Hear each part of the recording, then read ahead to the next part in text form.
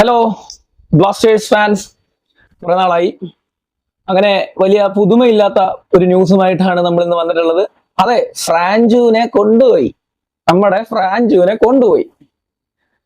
Goa, FC Goa എവിടെയോ കടന്ന ഒരു ചെറുക്കനെ വിളിച്ചോണ്ട് വന്ന് അവന്റെ കഴിവ് നാട്ടുകാർക്ക് മുന്നിൽ കാണിച്ചു കൊടുത്ത് അവന്മാര് മേടിച്ചോണ്ട് പോവുകയും ചെയ്തു.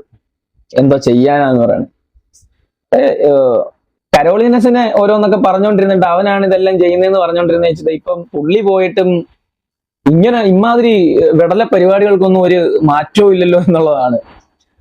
അപ്പോ ഇത് എന്താ സംഭവം? ഇത് ഫ്രാഞ്ചുവിനെ FC ഗോവ വാങ്ങിക്കൊണ്ട് പോയെന്ന്. അടുത്ത മാസം സീസൺ സ്റ്റാർട്ടാ, യൂറിൻ കപ്പ് ഒക്കെ സ്റ്റാർട്ട് ചെയ്യുകയാണ്. അതിന്റെ ഇടയിലാണ് ഇങ്ങനെയൊക്കെയുള്ള സംഭവങ്ങൾ നടക്കുന്നത്. എന്താ ഇപ്പൊ പറയുന്നത്? ഇത്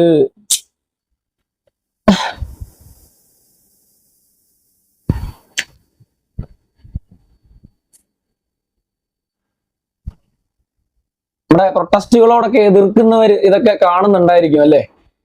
നിങ്ങൾക്ക് എന്താണ് പറയാനുള്ളത്? ഒന്ന് കമന്റ് ചെയ്തേക്കുക. Thank you.